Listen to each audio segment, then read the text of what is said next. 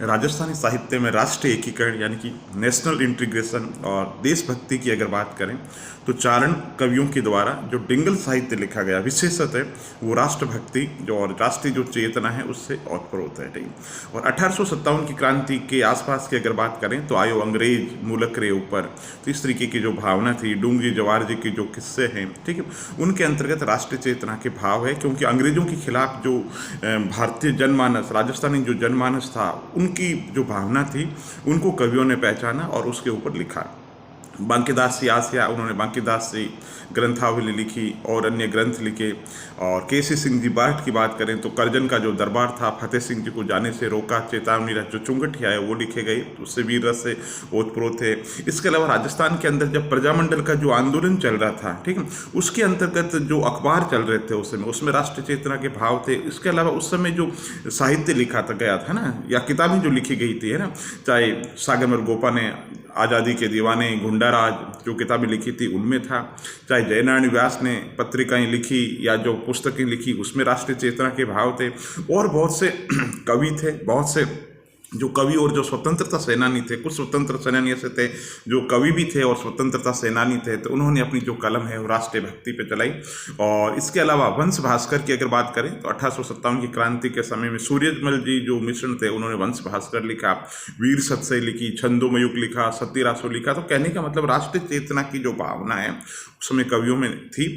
और आधुनिक युग की अगर बात करें तो आप देखो कन्हैयालाल जी सेठिया की जो रचनाएं हैं, पातल और पीतल हो गई, तो उसमें राष्ट्रीय चेतना के भाव है। ठीक है। और इसके अलावा और बात करें तो आप ऐसे कवि हुए हैं जैसे कि मेघराज मुकुल है, उनकी सेनानी जो रचना है राष्ट्रीय ओतना से ओतप्रोत है। इसके अलावा मुझे याद आती है, आप देखो इनकी अनाराम जी सुदामा है, उन्होंने लिखा। यादवेंद्र शर्मा जो चंद्र है, उन्होंने सामंतवादी जो व्यवस्था है उसके खिलाफ लिखा। तो परीक्षा में होता है क्या, साहित्य बहुत ज़्यादा है, लेकिन टीचर या शिक्षक एकदम आपको सवाल पूछ ले राजस्थानी साहित्य में राष्ट्रीय चेतना, तो याद नहीं आती। ठीक है।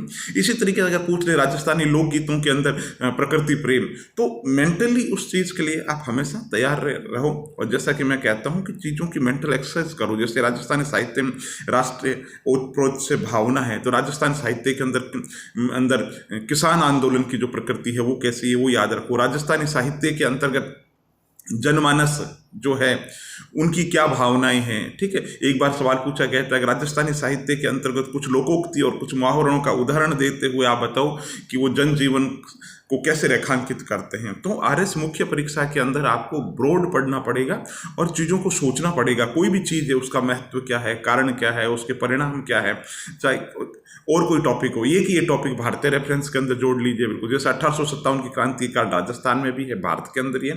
तो तैयारी हमेशा इस तरीके से करो, तुलनात्मक करो, उत्तर को वर्तमान जो संदर्भ है उससे जोड़ने की कोशिश करो। एक सब्सक्राइबर ने कहा कि बाबा जी एक जगह बैठ करके ज्ञान का प्रवाह करते हैं। ठीक है। तो आज तक मेरे को यूट्यूब चैनल शुरू किए हुए 2 साल हो गए। यदा कदा किसी की ऐसी प्रतिक्रिया आती जब 1-2% कोई अपवाद लोग हैं वो छोटा सा व्यंग और छोटा सी यूँ मतलब हल्का सा कहते हैं टोंट मार देते हैं, तो उसके संबंध में मेरा कुछ नहीं कहना है। उस संबंध में मेरा एक ही कहना था, उसके पास धूल थी, उसके पास धूल थी और मेरे पास गुलाल, जिसके पास जो था उसने दिया उछाल। और कहते हैं कि सर शायरी बहुत सुनाते हैं, तो भाई मेरे पास में शायरी, जोश, जिंदा दिली, जुनून, यही बातें कहने के लिए है। किसी के पास नकारात्मक बातें हैं तो नकारात्मक बातें कहिए, मेरे पास पॉजिटिव थॉट है, अच्छी बातें हैं, अच्छे विचार है, वही कहूँगा। सुनना है तो सुनो, मस्त रहिए। ओके।